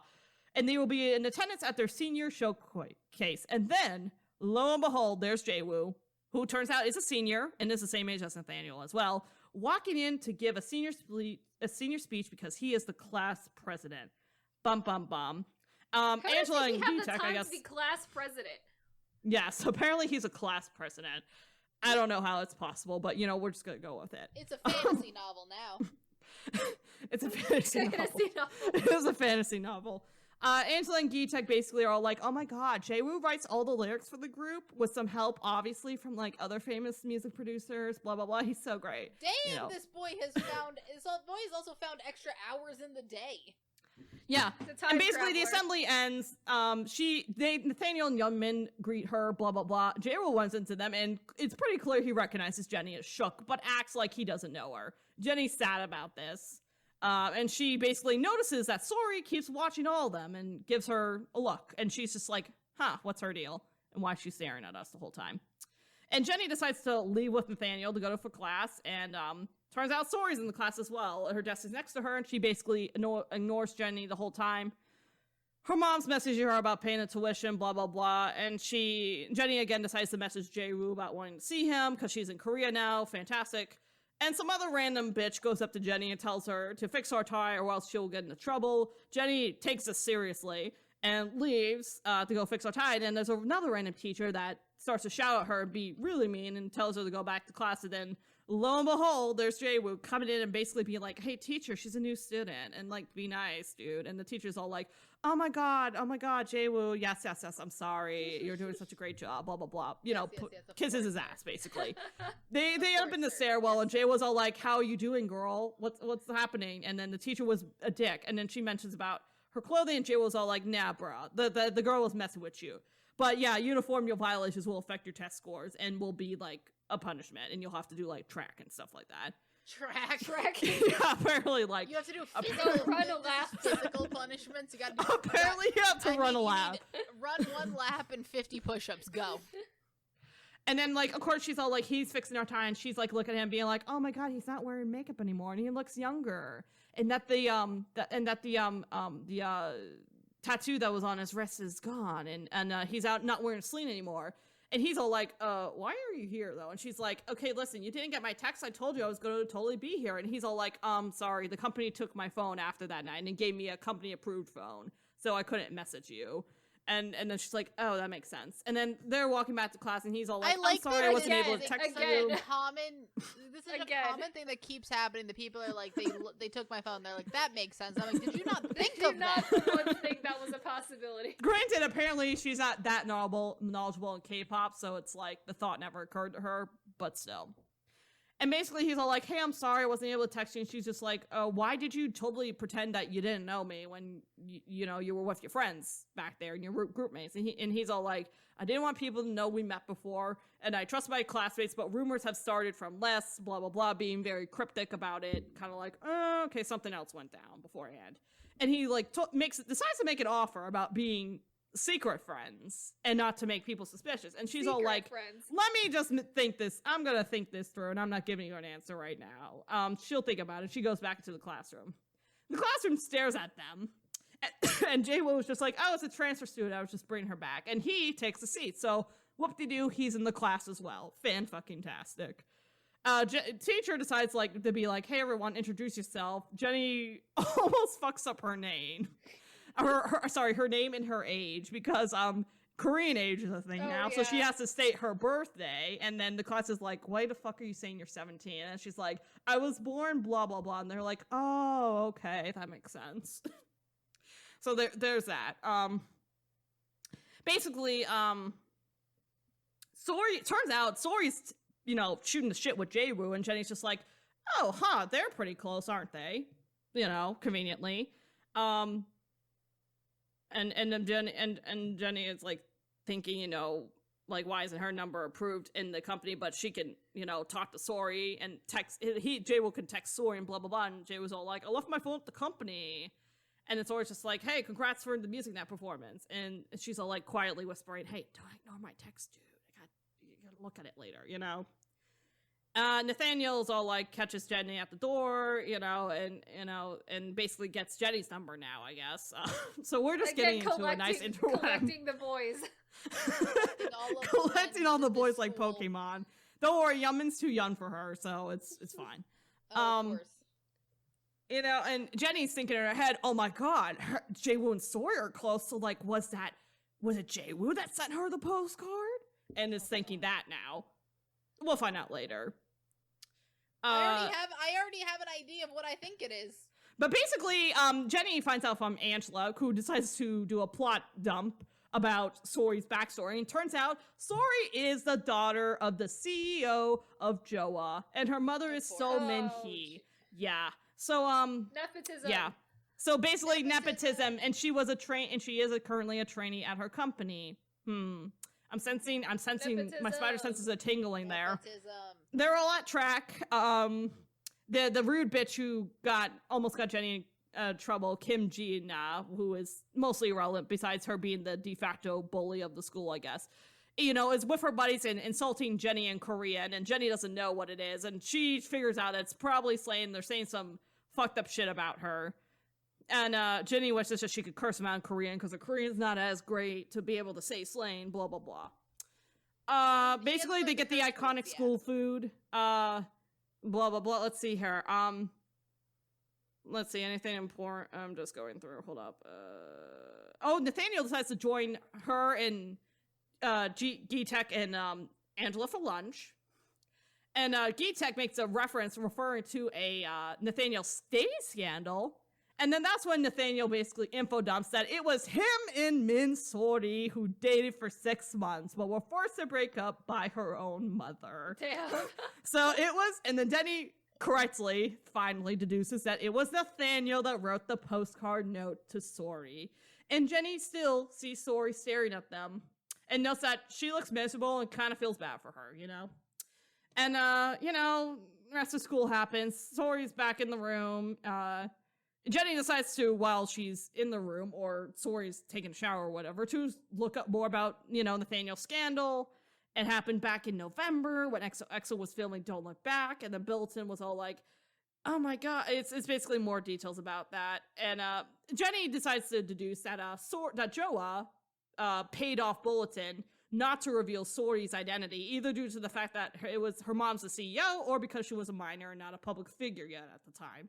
Probably both.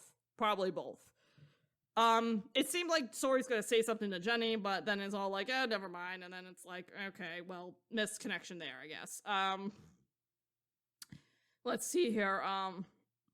And also Jenny's having a whole monologue about being like, oh my god, why did she not talk to me about this? Blah blah blah. What about her? How's she feeling sad? Blah blah blah blah blah. Okay, let's see here. Peace happening, I guess. Nathaniel comes and talks to Jenny, sees Sori, and it's awkward between Nathaniel and Sori, blah blah blah. Jay was confused. Jay was confused as to what's happening. Nathaniel's all just like, it doesn't matter. Even though Sori's excited to see Jae-woo. Basically. And then in a very dramatic sequence of events, the teacher comes and the students come in. And Jae-woo and Nathaniel, this is for a dance class, by the way. They go on the opposite sides of this room, and then the students disperse and choose either one of these two idols to dance with. And apparently, Sori and Jenny are the last two. Sori goes to Jae-woo, and then Jenny's all like, well, Jae-woo's being fucking weird, so she goes to Nathaniel, where she thinks she's wanted. And yeah, they're in a dance class now all together. It's the weirdest, it feels like a mating ritual between everyone. Jae-woo asks if Jenny has pictures from the photo booth, and I guess again, for some reason when they talk. And then, yeah, all that jazz. It's all interpersonal drama, blah blah blah. Basically, she also talks to Jae-woo more. He tells her more about the fallout with the dating scandal that Nathaniel had. Oh no, dating rumors are terrible, blah blah blah. And yeah, and they're almost about to kiss. And they're in the closet. They're almost about to kiss each other too. Jenny and Jae-woo. It's so dramatic. It's very romantic. And then Yeonmin decides to interrupt them. I open up the door. Now he has red hair, and he's all like, what the fuck y'all are here for? And apparently in the process of that, the ajushi is outside again. AKA, the paparazzi who outed Nathaniel dating Sori and sold that to Bulletin. That guy's outside their school, because this is what totally happens. That's what he's outside their school. People do. Yeah, he's outside the school, and he's stalking them, I guess, apparently. And Yeonmin, and then Jay was all like, all right, we're gonna go and hide, and we gotta be okay. Usually, though, they only come by the dorms and sometimes they're at the concert events and stuff, but at a school, dorms and families, that's fucking terrible.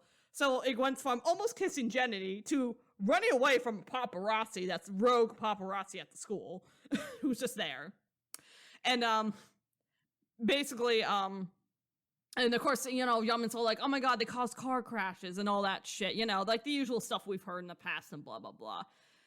And basically, Yeonmin's all like, I'll make a finger heart at Jenny, for you, Jenny, at their live show we gotta go to. In the process of running away. And then, and I guess Jae-woo, in the process of all this, calls up the head of security at the school to be like, hey, there's a paparazzi here, can you get rid of him? Okay, thanks, bye. Yeah. Jenny sees us later at a restaurant, and I guess they see Sori eating alone and decide to all her and the homies decide to sit with her, and then they don't talk to her, but they stay there until she leaves, basically. Oh yeah. Don't remember how Jenny's grandmother is sick and ill? Yeah, so that's why she's here in the first place. Why she's here in the first place. The main reason why she's here in the first place. She goes to see her grandmother finally, brings a cello along. Jay was there, conveniently, being all like, I went to see my therapist. Oh, so I guess K-pop idols are now openly going to see therapy lessons, which I guess is a good thing. Openly. I think it's just, They're going to therapy lessons, I guess. Yeah, they're going to therapy.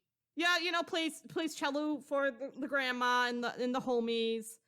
Homies. I think. Hold up. The homies in the home. Yeah. They give a tour. Yeah, they give a tour of the facilities. She plays this what is it? Sans. It's some European language. Swan Lace called the Swan. I don't know how to say it in the language. To play, she's doing wonderful. She's pouring her emotions. Jaewoo's watching her, but then when she's done, her grandma's crying. Everyone's clapping, but Jaewoo is gone. Dun dun dun. He disappears. Again at dance class, and she hasn't talked to Jaewoo in a week. And Nathaniel decides to choose Jenny as a dance partner to keep dancing. Nathaniel's all like, NYC is shit because there's it's like Seoul but more dirt. Fantastic. It is true. NYC is pretty dirty. I mean, that's true. It's pretty gross. It's not a lie. And let's see.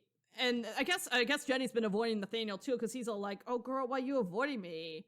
And it was because Jaewoo prior was all like, "Hey, don't talk to Nathaniel. He's trying to throw you on the bus." And then basically it's like, "Oh, but," and then Nathaniel's just like not happy about that, because he's like, "What the fuck does he have to say about all this?" Yeah. And Nathaniel's talking about how, like, sorry, and, like, having control of his life, blah, blah, blah. It's all this. And basically, for some reason, this conversation goes into how the XOXO group interacts together. We're not allowed to have girls at the dorm, blah, blah, blah. Bae Jaewoo. Jaewoo is always a rule follower. He follows the rules. Clearly, I'm not the rule follower. I just go with my heart, blah, blah, blah, blah, blah. All that jazz. Because Nathaniel's an American, so he's a rebel. And also, like, oh, why, oh, rules are made for, the rules are there to protect you, Jenny's all like, and then Nathaniel's just like, why? Because I was the last one to join this group? It's because I'm a Korean American, I'm not allowed to have a different opinion, blah, blah, blah, blah, blah, all that brash American stuff. Okay, so they're all eating lunch. I guess, Jaewoo, Nathaniel, Sori, and Jenny all end up at a table together. And then they're just like, oh, you two are roommates? Oh my god, that's so great. Oh, and then, like, that's when the whole Bae Jaewoo follower thing is all like, and then they get into a fight. And then Sori goes off on Jenny, being like, she's a fucking terrible person. Oh my god, you're making fun of me and showing up. You have friends, you're showing them off to me, blah, blah, blah. Basically being insecure as fuck. And then Jaewoo was like, girl, Sori, you're dead ass wrong about this. You shouldn't say things about Jenny. She's fucking great. She's a great musician. Devoted daughter, granddaughter, loyal friend, and honestly, if you've given her the fucking chance and the time of day to do that, girl, better. And then Sori decides to run off into a storm, and then Jenny follows her for some reason. The whole cafeteria is staring at them while this is happening. It's like a whole dramatic thing. During a thunderstorm. During a thunderstorm. Basically, Jenny apologizes, Sori apologizes, they hug. Nathaniel tries to apologize, I guess. He basically comes by to ruin the whole wholesome roommate moment they have. Oh, lovely. Of course. That seems about right. Like, goddamn, that dude. That seems correct. Yeah, for him. yeah. And yeah, and then he's like, and then Sori's like, I won't chase after you, Sori, I promise, blah, blah, blah. Sori runs up, and Nathaniel's just like, oh, goddamn, I fucked that up. And yeah, apparently Nathaniel reveals that he was also in the van that picked up Jaewoo. So he was well aware about Jaewoo and Jenny meeting prior. And knew about the photos on the phone and blah, blah, blah. Knew all about that shit. So yeah, that's fun. Jenny goes to Nathaniel decides to go help out Jaewoo. And then Jenny decides to go find Sori because Sori just took off again. So they're in the room. She apologizes. They make up. I guess they're now basically like BFF friends, basically. And basically Sori's all like, I'm super rich, which is great. Okay, goes to see her grandmother. Jenny leaves the clinic and sees that what she thinks is paparazzi and searches for the counseling location to warn Jaewoo. So paparazzi, I guess, is at the therapy place now. We're just going everywhere. We're going to therapy sessions. We're doing all this and that. We're just, it's truly an invasion of privacy. We're just invading privacy. Apparently, Jaewoo pulls her into like a van, the manager's van, with the manager, and is like drive off. We're going to the EBC because we got a gig there right now. The manager's like confused who the hell Jenny is. Clearly, who is this random person in the van? Yeah, so this is all happens. Big ass fight amongst friends because of previous dating and blah blah blah bullshit. And now Jenny's on her way to EBC. Basically, this is clearly her first time seeing a K-pop broadcasted performance on a show. She basically gets backstage because they're just like, honestly, just go backstage at this point. We can't worry about all the crazy people out front and all the people screaming at you and blah blah blah blah blah.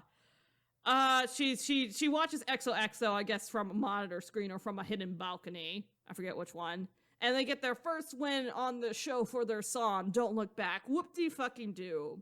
Great. I'm excited for them. Yes, she hears the hairstylist talking about how the boys will need another scandal and about another scandal to ruin their momentum, and Jenny's all thinking, oh my god, me and Jaewoo, if we date, it's totally gonna be ruined, blah blah blah. And apparently, she takes a baseball from Nathaniel and then leaves the building, I guess. A baseball that Nathaniel was playing with. Jaewoo decides to disguise himself and catches up with her. They go to a secluded park and they chill in the swings, looking at Seoul skyline, blah, blah, blah. And then this ball falls out of Jenny's pocket. And it turns out this very ball that Nathaniel was playing early in the dressing room was the reason why he broke his arm in LA. Everything connects. Everything fucking connects. This ball was such an important emotional attachment to it that I kept it with me this whole time as a memory of when I broke my arm. It was such an emotional impact on me. Now that I think about it, it's so fucking stupid. But they were playing baseball and throwing it at each other. I guess he runs into a wall and breaks his arm. And then I guess he was so sad. Then he runs off from everyone and then goes to the karaoke, and that's where he meets Jenny, I guess. Damn, I'm so upset with breaking my arm. I just gotta sing it out. I gotta sing it out. I can't. And then he was all like, why'd you leave the music show stage early? And she was like, the same reason, you left the clinic early. And that Nathaniel already said, why? Our lives are different and blah, blah, blah. And Jay was all like, that's not why I left. I have more to lose than Nathaniel. After all, his heart is not at stake. I like you, Jenny, more than I've liked anyone before. Okay. And it hit me that day at the clinic how much I liked you. And that I did what I always do when I feel overwhelmed, and I ran. No shit. You like to run. And now, what, girl boy? And he's all like, I'm not running anymore. And they have the dramatic kiss makeout session. I'm just like, woo, yay, go young love amongst the Seoul skyline in a secluded park. Peachy. That's cute. And then she's like, and apparently at some point she gets up and is at home, is all like, do I look like I've been kissed? Are my cheeks bright red? And I'm like, oh my god. Oh my god, that's like, that is the most teenage thing I've heard all day. I can't. I'm laughing so hard because this is so fucking corny. Okay, and yeah, basically, I guess they never talked about them being seclusive, but I guess they have a thing, I guess is what it turned out to be. They have a thing. Something's going on. Yeah, something's going on. And Sori's all like, hey, Jenny, I know that you and Jaewoo have a thing. And she's all like, don't worry, I'm not going to tell my mom. And she's all like, Jaewoo's my homie, and I want him to be happy. So, like, yeah. But Jenny's also all like, yeah, it was sad that me and Nathaniel had the breakup, but honestly, it was my first love. I don't regret it ever. I'm like, okay, great job, Sori. Glad for you. Character development. They have fun banter. And then there's a whole transition to the subplot of the whole school going on a camping trip. So that's what happens. Get ready, folks. Basically, they have a whole chapter dedicated to them just packing up for this camping trip and basically being like, are the XOXO boys going to be here from Japan? Oh, they don't show up for the buses. Wah, wah. Okay, fantastic. Great. Fantastic. Okay, they eventually get to the camp. It's like a Hanok village kind of camp thing, so like old school Korean village vibes with camping and all that shit. The girls are a bunch of the girls I guess are staying, it's like 24 girls in one room that Sori and Jenny are in. Fantastic. The boys, the homie, her guy friend Gitek, and then all the other boys are in another room, I guess. There's multiple performing arts schools there, though, so it's like a whole music kind of art school get-together vibe, I guess. Yeah. And then guess who she runs into, who's there being a manager, head, leader person of one of these art schools. Ian, the coffee boy that we randomly met in the beginning of this book. Basically, Ian and Jenny talk, and Ian mentions, the campsite, that this campsite is where there was a historic love story is attached to the shrine here, and blah, blah, blah, and it's famous for lovers, and blah, blah, blah.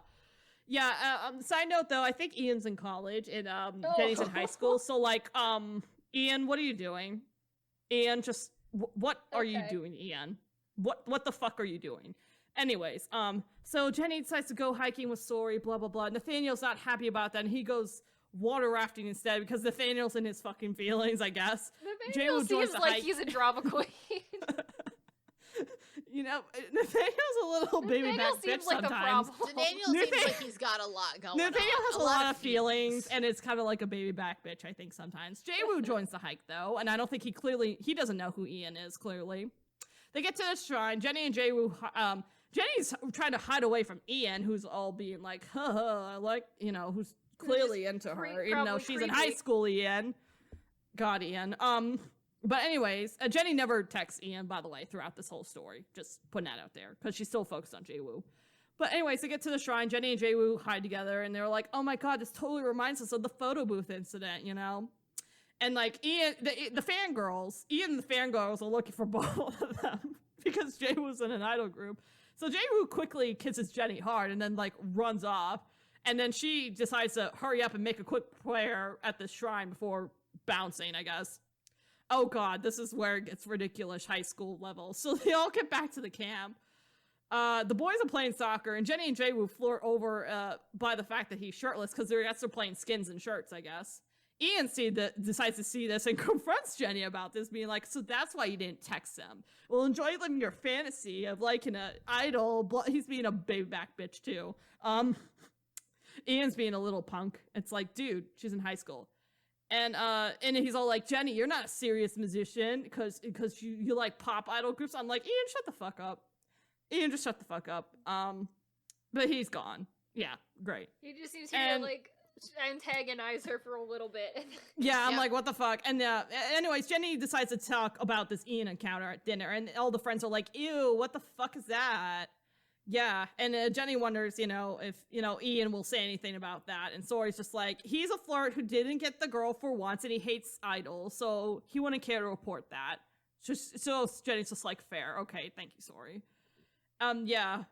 And basically, this is also when the side character friends find out that her and Jae-woo have basically a thing, and they're like shook.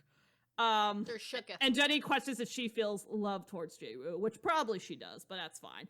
Oh yeah, this is where they name drop BTS and SNSD G. They name drop BTS's Blood, Sweat, and Tears, and then Don't Look Back. They're all singing dancing songs. It's great. They're having fun. And of course, this is at a talent show. That's what's happening. It's a bunch of kids doing a talent show. And then Jae-woo last minute decides to accidentally volunteers for a final performance to try to get Jenny's attention, I guess. But then he gets chosen as a volunteer. Then he sings a Go Hey, aka Confession, aka the song that he's saying with Jenny inside the Nori bond. So everything's tying together, And basically, yeah, he sings the final part of the song, which is basically, I love you. And it's like, okay, I can see where this shit's going. Basically, it's bedtime, and the girls are gonna go to sleep. Jae-woo's on lookout duty at night for whatever reason. Basically, for some reason, he catches Jenny, and he's all like, be my girlfriend, Jenny, at this point. And it's like, oh my god. Cue playing Stacy's Young Love in the background, because why not at this point? And I guess the boys from the other cabin, along with the guy friends, all sneak over to the girls' cabin. They play a bunch of card games and drinking games, and she mentions my name about the card game that you pass with your mouth to the other people. So there's that tidbit. Yeah, they head back to school, blah, blah, blah. That was fun. Basically, okay, all cute stuff. They're back at school. Sori's helping Jenny get ready for her first date with Jae-woo. Oh my god. Gi-Tech, for some reason, is there reading Sori's smut manhwa. I don't know why this is a thing. Sure. Also, the fact that Sori is listed to have smut manhwa too. That's as well. I'm funny. Like, are you in high school? Okay. But also brought it with her on a school trip? No, not on. They're back from the school trip. But also brought it with her around her friends. Yeah, apparently. I don't know. Sori, I guess, is horny. We'll go with that. She's bold. I guess. Very bold. So bold. Yeah. Basically, Jae-woo picks her up in his car. He has a car, apparently. She's dressed nicely. He's dressed, nice, but a little bit less nice than her, but still nice, I guess. And he decides to admit that he listens to their songs, but does the other members' parts, which cool, I guess.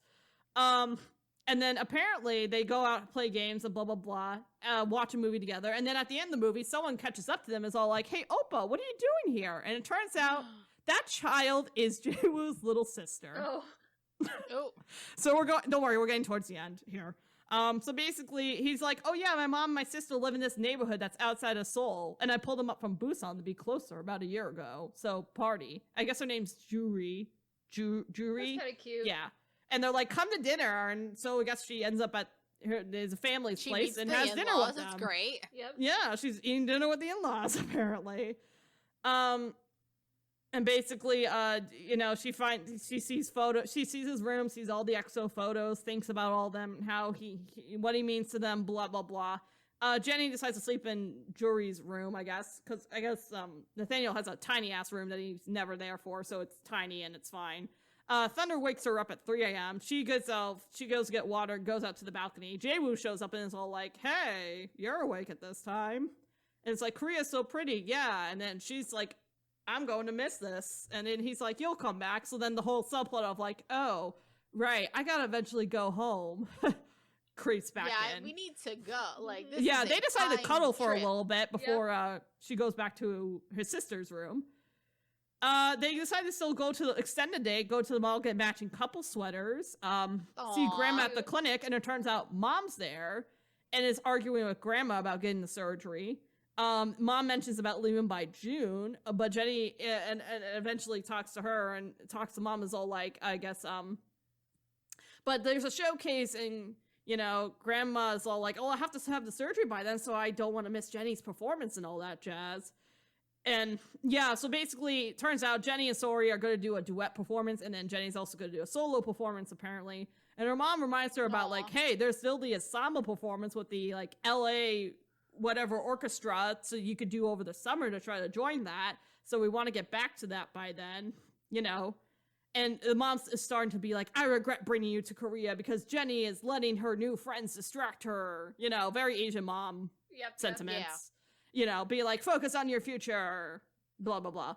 Yeah, and, it does, they're practicing, let's see. So, Jaewoo and her go to Joa Entertainment. At some point, so before talking to her mom, Jaewoo disappears at some point, and now she finds Jaewoo again, and he's all like, hey, here, I haven't seen you in a hot minute. Let's go to Joa, and here's the Joa building. And she finds him near the reception, or they order food for delivery. She admits that she watches his dance practices, blah, blah, all the cute shit. Be like, oh my god. And then he's like, let me play you a new song I produce. Cute, bullshit like that. It's like, oh, we're gonna do a re-release of our album, like an extended or whatever it's called, a repackage. There we go. And he's like, I trust your opinion on the song, if it's good or not. And then this is where she finally meets Sun in person, because Sun's the adult and doesn't go to the school. So Sun's there. And he decides to go on a monologue about how, Jaewoo's a good kid, started training at 12.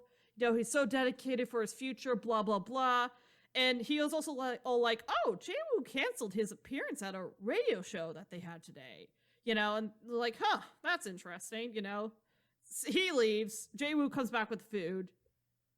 And Jenny's all like, listen, I don't want you to mess up opportunities because of me that will affect your career. And he's like, and Jaewoo's all like, oh, what the fuck are you talking about, dude? And she's all like, you should have gone to the radio show. And he's all like, well, how the hell did you know that? And Jenny, it's a little tuffle. She leaves and, it's awkward because he's all like, I can't reveal that I'm dating you. And, and she's all like crying in the cab on the back. Entertainment company then. I'm like, I'm sorry. How is he getting away with that? Bringing her to the building and going on a date with her essentially at the company, and that's not suspicious at all. And no one's like, hi, what are you? Who are you? What are you? How are you? Hello. Yeah, so I guess no, this is chill. It's fine. Life goes on for a little bit longer. They keep chatting on the phone. She's also simultaneously practicing for the LA Philharmonic. That's what it is. A Philharmonic thing to do for the summer with another girl who's Korean from the States, blah, blah, blah, she knows, not really important. And Eunbi's all like, can I enter you in? And Jenny's all like, well, listen, I'll think about it because I'm also doing this thing at this school, blah, blah, blah. And she tells her friends about it, and Jenny doesn't do the LA Philharmonic. She misses out on a summer time's worth of an opportunity of a lifetime, all that shit. And, let's see. She shows, I think, the photos from LA that she took with Jaewoo. Blah, blah, blah.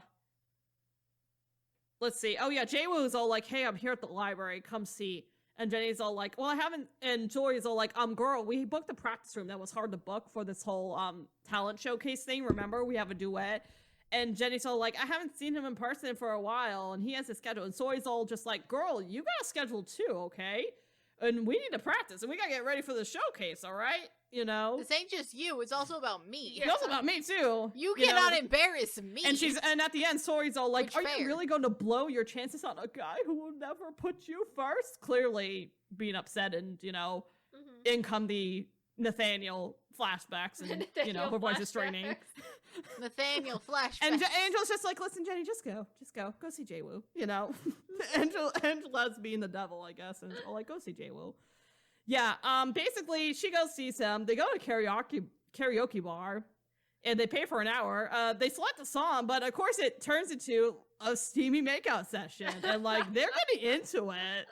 Shirts are being unbuttoned here, like, no mention though of sex, so I don't think they had sex, but intense makeout session. Explicit out of any of these books for sure. Yeah, intense makeout session. They eventually, their payment thing's done, so they go home, and then Jenny wants to talk to Story, but Story's being closed off. They keep practicing, kind of as she should be. Yeah, practicing for the showcase. The practicing for the showcase continues, even though the relationship now between Jenny and Story is strained again. Fantastic. Jenny's all like, can't, let's see. Her mom's all like, we might leave earlier because we might get this thing done. Oh yeah. She's leaving back at home the Sunday after the showcase. And Jenny's all like, I can't leave, Grandma. She hasn't had surgery yet. And her mom's like, she's just not your mom. She's my mom. And then Jenny's like, well, why haven't you visited Grandma more often, Mom? And what are your, blah, blah, blah. And they get into a little tiff to be like, and Jenny's all like, I have friends here in Korea, blah, blah, blah. And then her mom's like, Jenny, you have a life to plan out. Do not throw it away for some menial friends you met for 3 months, all that shit, Don't prioritize short-term moments over long-term goals, blah, blah, blah, blah, blah. You're gonna tell you the mom in K-Pop Confidential is like the same character. Yeah. Basically, yeah. She tries to contact Jaewoo. He's at an event though. Weirdly, so he comes back to the room. But weirdly, in this one situation, she kind of has a point. Mm-hmm. Basically, there is a balance you can have, and oh god. Yeah, basically. Jenny, Sori sees that she's sad. They go to a random ass concert for a boy group called 95D, and then Jenny is all like, oh, I think this guy's hot. And then Sori's like, I think this guy is hot. I love this guy. And then Jenny's all like, you never said that about Nate, Nathaniel, and gets confused. And she's like, and Sori's just like, yeah, I love him. I'm like, okay. Teenagers, right? Okay. Teenagers, great. Sure. Everyone's happy at the end of that. And then the morning of the showcase where all the crazy shit goes down. So all of Jenny's friends know she's leaving, and of course, Gitek and Angela have been attached to the hip to her, I guess. They've been clinging to her legs or whatever. So it's great. Jenny's still looking for Mom and Grandma, but they're not there yet. And then she sees Jaewoo's mother and sister.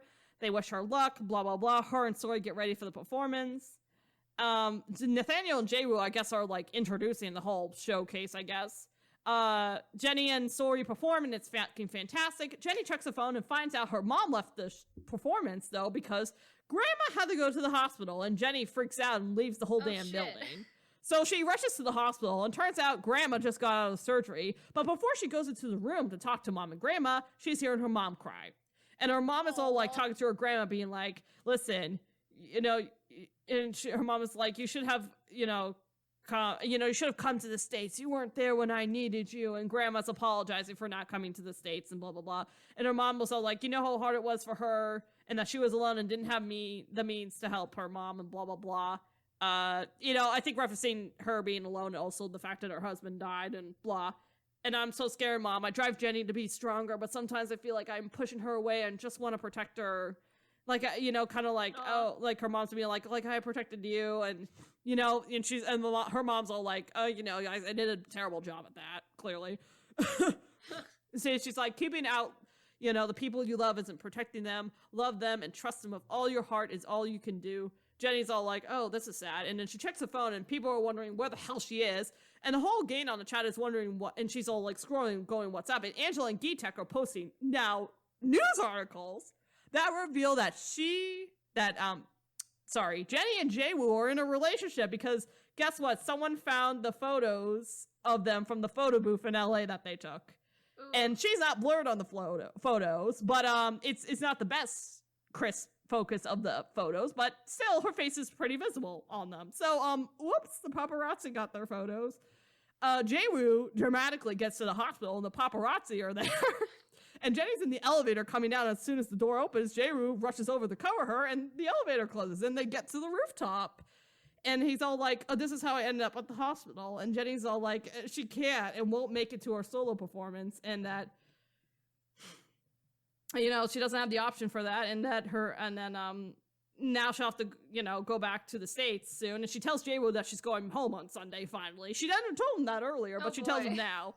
And then Jaewoo's hurt by this. And it's all like, oh my God. And Jenny's, you know, clearly can tell that she loves him, but she goes against her gut and basically tells him, oh no, I don't care, this meant nothing. And even though she wants to tell him she loves him. And then manager comes up and he's like, you know, oh, I'm gonna leave. And then Jaewoo, before he leaves, is all like, I meant to tell you earlier, you were beautiful tonight, blah, blah, blah. She goes back home to Korea. She now has a group, to America. Holy shit, I'm confusing the countries. They have an SNS chat, oh my God. Yeah, but basically, the fallout of the scandal is this, with Jenny and Jaewoo now. Jenny thinks that because she is a minor in the company, wants to protect Jaewoo. They didn't reveal who she is. Turns out Joe released a statement being all like, our idols' lives are private. So, and please respect their private lives and blah, blah, blah, blah, blah. Which is different than what happened with Nathaniel's scandal. So it looks like she's deducing that Sori might have convinced her mother to change her mind a little bit there. That's cute. But basically, she's all like, yep, it looks like it doesn't affect XOXO at all, so they're still popular. She goes to New York for her audition at MSM with Uncle Jay. Uncle Jay is also giving her the nice, you know, important, basically she tells him her problems with, you know, the mans and all that, and he's all like, hey, stick with your gut. Here's the story of your parents, how they met and fall in love. He just kept on pursuing your mother and, respectfully pursuing your mother. And, he didn't give up. He was totally head over heels. And, hey, it happened. Even though he eventually died and stuff, it was still a good life. They had you, blah, blah, blah. And people do strange things to protect their hearts. But when you're afraid, your heart is closed and it is never the right time. But when your heart is open and you're willing to be brave enough to take the chance, the time is always right. And Jenny's all like, I think I made a mistake, Uncle Jay, and I don't know how to fix it. And he's like, that's not true. You know exactly what the hell you need to do. But she does her audition. She gets into the school, fan-fucking-tastic, future's looking bright. Turns out the people in her class also like, some of them like K-pop and blah, blah, blah. And they're like, yeah, why would we judge you for liking different genres of music? It's music at the end of the day, which is nice. And then she leaves and realizes, oh, there's shows in New York for XOXO, and she hopes she isn't late. Okay. You ready to hear all this concludes? This is ridiculous. Oh boy. She basically doesn't have a ticket to get in the show, so she tries to sneak in backstage. Jesus Christ. Security almost catches her, but then conveniently, his son is there. Son recognizes her, and he's all like, she's VIP, let her come in. So yeah, and then he's all like, listen, you and I have different opinions about what's best for Jaewoo, but you know what, it's his life, and he should be the one who decides what's best for him, don't you think? And basically, they split. She runs off to keep looking for people. Korean staff stops her and is all like, do you have clearance, girl? And then Yeonmin conveniently walks up and is all like, yes, she does. One help for security. We're just gonna let her in slowly. And then she literally runs into Nathan after that, and then she tells him about her getting to school and where's Jaewoo, and Nathan's like, I can't find him, so they split up. And then she thinks like, where the hell could he be? And then she finds him in like a closet, hiding and nervous. And then Jaewoo turns out Jaewoo got the sticker photo back from the photo booth. And he was all like, it was not Gia, but a random ass freshman girl who thought that she could get some money, but she apologized. And I'm nervous for this concert. It's so big. And all the other members are, they all find each other again. They're all happy. They're like, yeah, let's do great this concert. Woo. And of course, like Jenny and Jaewoo are back together. And it all ends with a cute little postcard from Jaewoo, who basically is who he sends while Jenny's at school in college, basically being like his sister and his mother like the gifts and Happy New Year and good luck on finals and that he loves her. XOXO, J-Woo, boom. There you go.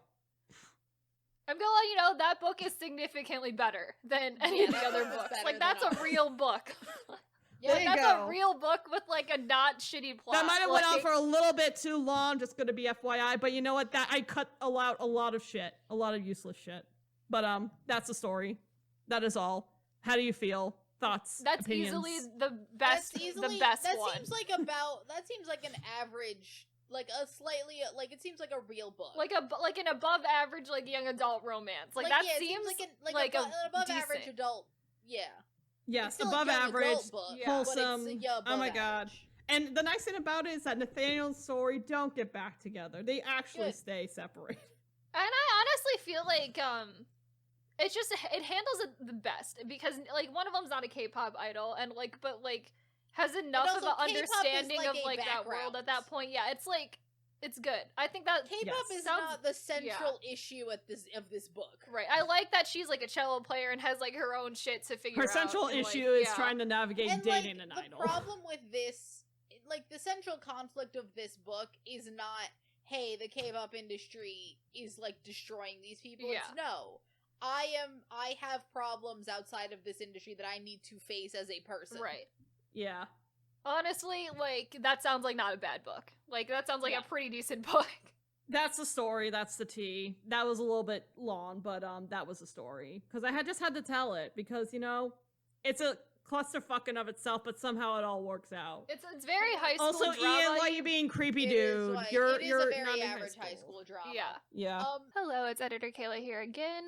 Just with a warning that this is the end of this episode because this is one long recording that I ended up cutting in half. There isn't really an outro for this episode. So just here to let you know that if you want to hear more about our discussion on K-Pop Confidential and K-Pop Revolution, look for that in the second half of this episode. Bye!